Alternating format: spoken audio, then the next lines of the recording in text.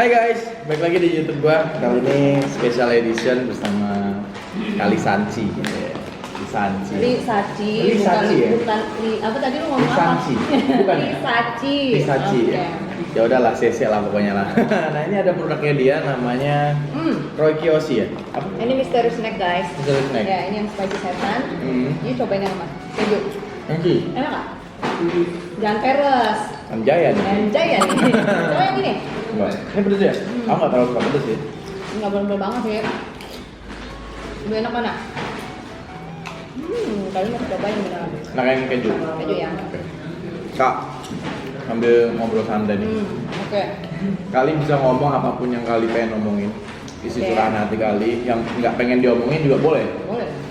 Rame-rame dalam itu lah ngapain sih? Nah itu, gue bingung. Sebenarnya itu kan kasusnya udah 1 tahun yang lalu. Maksudnya kenapa sih nggak selesai gitu? Oke. Gue sih udah berdamai ya. Maksudnya berdamai dengan diri gue sendiri. Terus dari Desember akhir itu juga gue pikir udahlah gue udah mau lanjutin lagi kan.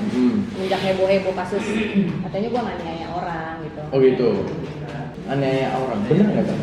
Pembelaan apa yang membuktikan kalau Kali itu nggak aniaya orang? Nggak usah dibela. Orang-orang terdekat tahu dan diri dia sendiri sebenarnya tahu gue aniaya.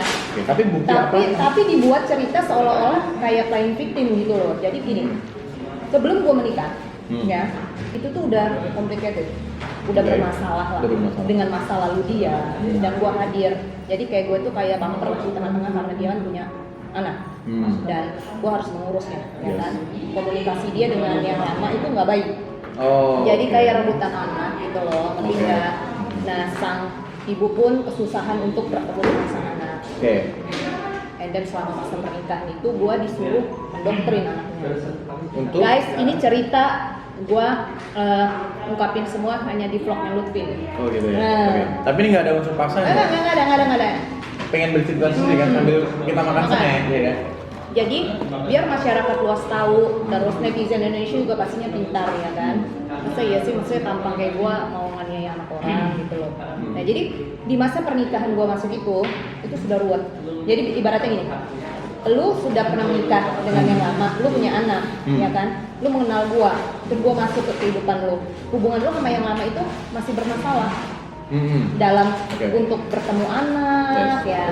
Dan akhirnya gue masuk, ya kan? Gue di tengah-tengah dan gue mengurus dan gue dulu menyuruh gue mendoktrin anak tersebut untuk membenci sang ibu kandung. Oh wait. Kata disuruh mendoktrin. Disuruh ya, Bukti disuruh apa yang Kali bisa Ya. bikin? Kalau disuruh? banyak. Oh, Jadi banyak. kayak pembantu terdekat juga yang dulu awalnya ngurusin itu anak juga menjadi saksi utama sebenarnya.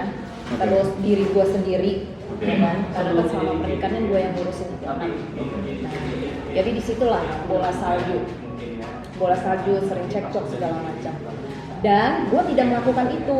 Jadi lu berpikir gue itu nggak pernah menurutin lu. Oh, I Paham? see. Paham nggak? Ya. Terus?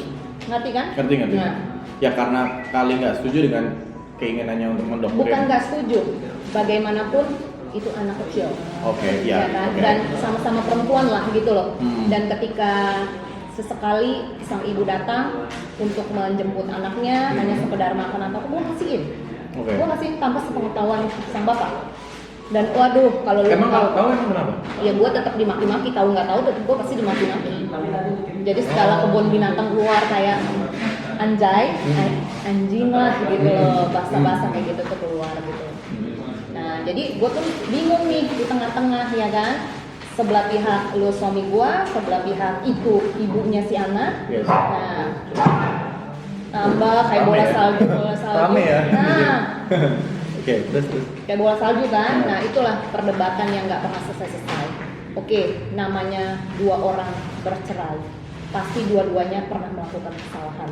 Yes. Nah, begitu juga misalnya gua melakukan kesalahan, saat Yeah. itu pun gua sudah minta maaf. Oke, gua beda cara mendidik misalnya. Yes. Tapi bukan berarti gua pukulin. Setiap ibu gua rasa berbeda. Mungkin ibu lu manjain lu, Yeah. tapi gua mendidik anak gua enggak. Gua strong. Oke. Waktunya lu belajar, waktunya lu mandi, nyusunin baju seragam semua sendiri. Kenapa gue berpikir seperti itu? Gue berpikir ketika nanti gue nggak ada, anak gue bisa paham. Yes. Ya. gua rasa semua ibu pun pasti berbeda. Ya dengan cara yang berbeda-beda. Ya. Nah mungkin gua ini kan ibu sambung. Ya. Apapun yang gua lakukan yang terbaik itu pasti salah di mata dia. Kalau mungkin gua terlalu stres di mata sang ibu kandung, ya kan? Tapi kan gua juga bingung. Gua menganggap dia anak kandung gua, ya kan? Gua didik seperti gua mendidik anak gua. Jadi nggak ada perbedaan sebenarnya. Ini balik lagi adalah kalau lu memanjakan anak, gua lebih yang enggak, gitu loh. Oh, oke. Nah, jadi itu seperti bola salju. Oke. Nah, akhirnya Itu ada konflik kalau ada melakukan kekerasan atau bahkan dia dan lain-lain itu gimana? enggak, belum sampai ke sana. Oh, belum sampai ke sana, oke. Belum. Jadi bergulir kan? Nah, ada satu momen di mana sang anak makannya lama sekali. Ya. Pagi di sekolah. Dia sudah dimarah-marahin sama bapaknya. Kemudian gue ngantar sekolah. Kan biasa tuh anak kan nggak pernah gue tinggal selama di masa pernikahan gue, kemana-mana selalu gue ajak, ya kan. Jadi ikut Indomaret, kemana-mana nggak pernah gue tinggal, selalu gue ajak. Kemudian gue nyetir, antara gue masih inget, gue nggak mungkin lupa kejadian itu. Gue nyetir, dia di tengah. Sebagai ibu, ya boleh dong gue ngomong gitu loh, bukan ngebentak-bentak dia, tapi gue bilang sepanjang perjalanan itu. Kalau misalnya kamu seperti ini terus makannya lama, kita bisa telat sekolah terus. Lu mau tahu, karena gue ngomong begitu, mungkin moodnya jelek ya, karena kan dari berangkat sekolah sudah dimarahin sama sang bapak. Mau keluar mobil, buka pintu mobil, saat mobil itu jalan dan gue tarik dengan refleks. Gue tarik ya, karena gua posisi mobil pukulin. jalan. Posisi jalan. Ya, Lu kebayang nggak sih? Okay. Kebayang nggak kalau gue diemin aja itu anak kayak mana? Ya kan? Nah, gue posisi nyetir, kemudian gue tarik dengan refleks di tengah. Akhirnya masuk, ngamuk-ngamuk dia, karena dia berpikir gue tidak mengantar dia ke sekolah.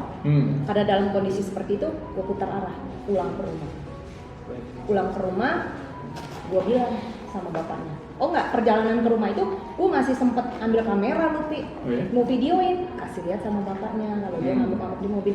Bukan buat timpuk pakai handphone ya, kan pemberitaan di luar katanya gue timpuk pakai handphone gitu loh dalam keadaan itu, tapi enggak sama sekali. Gue mau merekam, gue mau kasihin, tapi ditampik sama sang anak. Mungkin ya karena ngapain sih rekam gitu, mungkin ya anak kecil kan ketakutannya kan pasti seperti itu. Nah, gue putar balik ke rumah, gue telepon bapaknya. Kalau nanti ketika dia pulang kerja, tolong nasihatin gitu, karena itu kan bahaya banget, ya kan? Nyawa loh, sekali lagi tuh nyawa. Ketika bapaknya pulang, ngomong sama itu anak disuruh berdiri.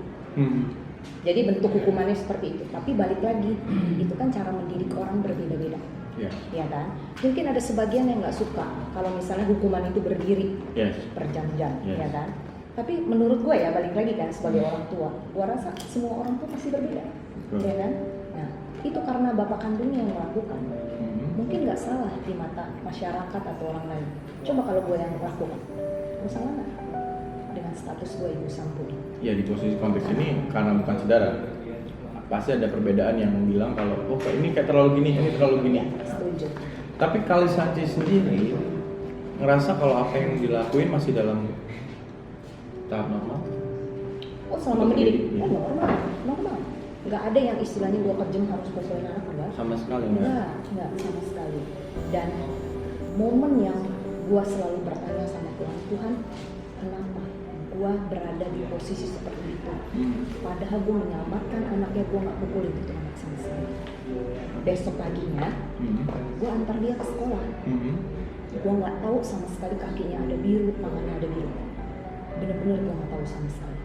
Tiba-tiba pihak sekolah WhatsApp ke bapaknya, bilang katanya anaknya dicubit. Ngerti nggak? Kata sang anak, bahasa cubit ya, bukan pukul, dicubit sama ibu sambung. Berarti gue dong.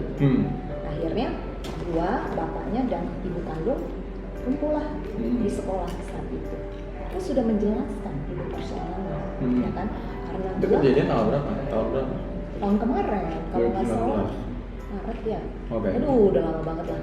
Nah, kemudian karena balik lagi nih ya, hubungan sang ibu dengan bapak ini tidak baik untuk bisa anaknya ikut berbagi waktu dengan sang ibu, ya kan? Ini mungkin ini momen yang pas buat dia bisa dekat sama sang anak. Dia masukin laporan polisi. Dan jangan salah ya, laporan polisi itu tidak ditujukan ke gue. Tapi dia tidak menyebutkan nama sama sekali. ngerti nggak? Oke. Nah, dan Bukan menyebutkan inisial? nggak, Bukan ya? nggak sama sekali. Nah, yang bikin gue shock adalah gue dengan sang bapak masih datang tuh ke pihak kepolisian BAP bareng. BAP bareng loh. Oke. Kayak lu sama gue nih, Hmm. datang kita BAP bareng. Menceritakan ini persoalannya begini. Dan dengan itikat baik kita berdua masih datang untuk menjelaskan kepada sang ibu ke rumah ibunya.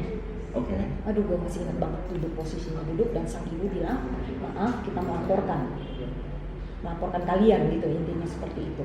Nah, dan sang anak takut sama si bapaknya. Itu gue inget banget. Dan keluar dari rumah sang ibu, dia masih bilang gini, bapaknya, gue nggak mau tahu bagaimana caranya. Ketika tuh anak balik ke rumah itu, lu harus doktrin habis-habisan untuk tidak balik ke rumah sang ibu. Paham? Sampai sini paham? Oke. Paham? Nah, itulah akhirnya dibikinlah cerita itu semua adalah salah gua. Dia masukkan gugatan cerai seolah-olah itu gua melakukan semua demi apa? Anaknya yang bisa balik ke dalam rumah. Disitulah drama kayak film sinetron. Oke, sudah. Nah. Ini Kak, ini barusan ngomong, ini mungkin banyak yang lihat nih. Disuruh mendoktrin, bisa dipertanggungjawabkan omongan itu? Bisa dong? Bisa ya? Bisa. Dan ketika nanti dipanggil ke pengadilan atau apapun, kata mendoktrin itu berarti ada perintah. Bisa dibuktikan ya, berarti bertanggung jawab siapa? Pasti. Segala hal yang aku katakan itu aku punya data. Punya? Punya dong pasti. Dan masih tersimpan ya? Masih tersimpan dengan rapi. Bukan mau tetap berada di keadaan itu ya. Yes. Cuman hanya menjaga gitu loh. Karena kan segala sesuatu yang kita omongkan di depan publik kan memang harus ditanggung jawabkan kan. Ya. Istilahnya jangan playing victim lah. Ya. Balik lagi ya. Ketika aku ada salah, aku sudah minta maaf di masa pernikahan aku. Balik lagi. Rumah tangga yang bercerai pasti keduanya melakukan salah atau kayak miskomunikasi atau kesalahpahaman. Kalau nggak mungkin lah kita bercerai, ya kan? Jadi aku juga nggak merasa diri aku benar sepenuhnya. Dari awal kasus aku selalu ngomong, ketika aku salah, aku minta maaf. Contoh dengan aku mendidik, menulis halus kasar dengan kata-kata misalnya gini, kalau anak nakal ya, J mau keluar mobil gitu. Jadi kesannya aku kayak memasukkan hal negatif ke itu si anak untuk nulis gitu, paham? Jadi kata-kata yang tidak baik seperti itu, yang aku nggak menyadari kesalahan itu, aku sudah minta maaf. Oke, kepada bapaknya? Iya dong, kepada bapaknya, kepada pihak-pihak terkait gitu loh. Nah kemudian bergulirlah, dia bilang sama lawyer aku saat itu, karena sang anak belum mau pulang, bahwa sang anak dibuatlah alasan sang anak itu takut sama aku. Jadi aku harus keluar rumah. Itu bukti chat masih ada semua. Dan aku kayak diteror dalam rumah sendiri, ngerti nggak? Oh wait, diteror dalam rumah sendiri? Jadi diteror dalam rumah sendiri seperti ini. Baju aku sempat dikeluarkan, barang-barang aku sempat, dan aku ada video yang ntar aku kasih ke kamu ya. Nah, jadi aku tinggal di dalam kamar yang sempat AC-nya mati. Itu aku 1 minggu tidur nggak pakai AC karena aku bingung, aku mau panggil tukang AC, sedangkan pembantu di rumah itu seperti aku tuh kayak penjahat di dalam rumah itu yang harus dihindari gitu. Ngerti nggak sih, kayak ruang gerak kita itu susah banget gitu loh. Kayak paket aku datang aja nggak diambil di depan aja gitu. Ngerti nggak? Kalau makanan aku mungkin di depan aja gitu, nggak yang diantarin ke aku gitu. Jadi aku merasa kayak diteror di dalam rumah sendiri. Karena lawyernya bilang sama aku, intinya adalah aku harus keluar rumah supaya anaknya bisa balik. Dengan itikat baik, aku bilang, aku juga mau keluar dari rumah, tapi dengan catatan bikin surat. Jadi aku kesannya kayak nggak kabur, karena kan itu sudah masuk proses perceraian kan, nanti akan ribet lagi kan. Nanti akan bisa juga dia bilang gua kabur dari rumah dia tanpa izin. Nah, akhirnya dibikinin lah surat. Tapi yang paling utama adalah emang aku udah diteror dalam rumah aku sendiri. Contoh seperti jam 7 malam aku pulang, itu nggak dibukakan pintu. Oh ya? Iya. Jam 7 malam? Iya, itu aku rekam. Dan akhirnya aku panggil satpam dan aku mendengar kuping aku sampai aku tempelin di pintu ada orang di dalam itu. Lagi nonton TV. Okay. Jadi kayak kesannya sengaja. Ada dibukain ini? Iya. Jadi balik lagi, apapun yang aku omongin itu adalah aku bertanggung jawab gitu. Dan emang kejadian sebenarnya seperti itu. Aku sampai panggil satpam Lutfi. Okay. Satpam sampai pas satpam itu bingung. Kenapa ya? Kok ibu kita nggak dibukain pintu? Ini masih jam 7 gitu. Dan itu aku rekam. Nah, akhirnya karena aku juga nggak tahan dan surat sudah dia tanda tangan untuk aku keluar rumah, aku keluar rumah jam 2 malam. Jam 2 Iya, dan jam 7 sampai jam 2 itu di luar? Dari jam 7 sampai kurang lebih setengah 10 lah. Setengah 10 di luar ya? Di luar. Ketika akhirnya aku WhatsApp Mbak dan lain-lain juga nggak direspon, ya kan? Kemudian akhirnya dibukain lah, pas satpam bantu gedor segala macam dibukain. Aku beres-beresin barang aku saat itu, aku memutuskan masukin barangnya ke mobil semua, aku pergi. Malam itu juga. Pada saat itu mungkin orang lain nggak bisa merasakan apa yang aku rasakan kan. Intinya apapun omongan orang di luar, ya itulah yang terjadi sebenarnya gitu. Iya. Kemudian akhirnya aku keluar, berita heboh dong, ya kan? Udah tidak satu rumah, aku melakukan penganiayaan dan lain-lain hanya untuk aku dibikin citranya seperti itu untuk sang anak balik. Pertanyaan aku buat kamu, aku sudah keluar rumah, kenapa sang anak belum balik lagi ke rumah? Apakah sang bapak baik sama sang anak? Apakah sang bapak juga tidak mendidiknya secara keras? Aku melihat dengan mata kepala aku sendiri bagaimana ini dibanding, meja dibanding, ya. Bagaimana lempar Itu anak usia berapa? 7 tahun. Wow, masih. Ya. Jadi kita itu sebagai manusia ya pernah melakukan kesalahan, tapi kan bagaimana kita cara memperbaiki diri, Yes. ya kan? Terus memperbaiki diri aku. Aku pun seperti itu loh. Setelah kejadian demi kejadian, aku hanya fokus pada bagaimana aku cara memperbaiki diri aku terus. Bukan berarti kita harus membuka aib orang terus. Jadi kayak kesannya, gue mesti nyalain lu nih, gara-gara lu nih, gara-gara lu. Kan nggak begitu juga. Kalau gue juga mau ngomong A sampai Z, selesai dulu gitu loh, ngerti nggak? Ya kan? Cuman menangnya lu adalah lu bapak kandungnya itu sang anak. Yes. Seperti apapun lu kerasnya dengan itu anak, seperti apapun lu memperlakukan itu anak, ya Darah dagingnya sendiri. tetap itu darah daging lu. Tapi kalau gua melakukan itu sama sang anak, gua salah. Ya, bukan ibu kandungnya, ibu sambungnya. Contoh, dulu orang tua kita mendidik suka surstrak kan, kaki berdiri, kuping begini, atau dikurung di kamar mandi deh. Iya. Ya kan? Ketika ibu kandung kita melakukan itu, apa bapak kita marah? Enggak kan? Ya paling kalau ya udah. Ya. Tapi ketika tuh bapak punya bini muda, ketika melakukan anak kandungnya seperti itu, apakah bapak itu marahnya besar banget? Ya pasti. Nah, itulah konteks di mana ibu kandung dan ibu sambung. Oh, sih. Paham? Jadi posisi yang nggak enak banget. Iya, ya? pasti nggak enak banget lah. Bahkan kalau netizen tuh ngebully gue, cuma bilang apa? Ya Tuhan, semoga mereka tidak berada dalam posisi gue. Karena gue tuh nemenin itu benar-benar dari keadaan minus ya. Bukan start 1000 ya, tapi minus. Gue sayangin dia, gue benar-benar pengen sama-sama karena itu pilihan gue saat itu. Ya, kalau dia cerita kayak gitu kan jadi kayak aib harus dibuka, tapi intinya seperti itu. Dan balik lagi, gue tidak merasa diri gue benar sepenuhnya. Ketika gue salah, gue sudah minta maaf. Dan sampai akhirnya Polda Metro Jaya selesai, itu kita mediasi. Oh, berarti sempat mediasi juga ya? Mediasi dong. Harusnya selesai dong kalau udah Ya, mediasi. sang ibu dan gua, saksinya juga dari pihak kepolisian serta lawyer kita. Jadi mungkin sang ibu juga kan nggak tahu kondisi sebenarnya. Dan sebagai ibu kandung, kalau gue pun melihat respon seperti itu anak gue biru-biru dan gue tidak bisa bertemu sama sang anak dengan omongan kanan kiri kanan, mungkin gue pun akan melakukan sama. Hal yang sama. Sama pasti. Karena gue kan tidak bisa bertemu nih dengan sang anak, nggak bisa komunikasi dengan baik gitu loh. Tiba-tiba anak gue biru gitu loh. Jadi kan udah lihat kan videonya. Nah. Gue tadi sempat lihatin videonya. Cuman ini kan, setelah apa yang terjadi semuanya, ada dua pertanyaan. Yang pertama, are you happy with this? Enggak dong. Yang kedua, enggak man. Maksud aku, are you happy-nya tuh dengan situasi ini dan akhirnya lu sekarang bisa sendiri. Oh, yang pasti gue bersyukur banget. Karena apa? Ketika gue masuk awal pernikahan tuh gue udah merasain kehidupan itu drama. Oke. Ya, jadi kayak lu public figure. Dan sekarang udah keluar dari sini? Ya gue bersyukur banget. Oh, berarti are you happy with this? Iya, You happy? sangat happy. Oke. Jadi makanya kenapa Luti, gue memutuskan untuk gue melaporkan dia pencemaran nama baik loh. Dari tahun kemarin. Tapi ketika gue diminta BAP sama pihak kepolisian, gue nggak datang. Karena gue berpikir apa? Oke, Polda Metro Jaya sudah selesai. Sampai di situ, gue mau berdamai dengan diri gue mau berdamai dengan situasi, gue nggak mau mengenal lu lagi masuk ke dalam kehidupan dan lingkungan ini. Gue sudah memutuskan itu.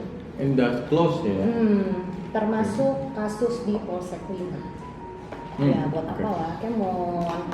2021 kita harus punya hidup yang baru. Kalau tahun 2020 horor buat gue itu adalah satu pelajaran yang luar biasa buat gue. Dan itu pun membuat gue trauma. Oke. 3 kata kalau pengen ngomong ke Sama bapak? Sama bapak? ya, 3 kata aja. Yuk ketemuan. Oke. Yuk. Clear ya. Yuk ketemuan.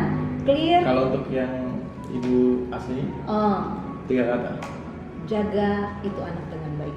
Weh, Iya. 4 itu Bu. Oh iya, jaga itunya jangan jaga anak dengan baik. 4 ya. Iya. Ya pokoknya intinya seperti itu. Oke. Yang jelas yang ke bapaknya. Yuk 3 kata. ketemuan yuk. Yuk ketemuan. Iya, karena dari pas masuk persidangan kan gak berani ketemu face to face. Oke. Nah ini jadi netizen ataupun mungkin abang melihat saya hanya mendengarkan curhatnya. Nah, dan di ending ini saya bilang semoga keadaan ini baik untuk kalian semuanya, berdamai dengan semuanya, Berdamai dengan dan diri sendiri, titip ya. salam untuk terus jaga anak Iya, dengan kalian. Iya. Karena apapun juga orang tua punya masalah, jangan libatkan anak untuk tahu masalah itu. Benar. Dia punya masa depan yang harus dijaga oleh Benar. keluarganya maupun ibu sambungnya, Pak. Iya. Benar. Kan? Sekian, semoga abang tidak marah dengan saya ataupun netizen sudah jelas case by case-nya. Iya. Ini adalah curahan hati dari lisansi yang rame di Lamit. Oke, thank Thank you. you ya.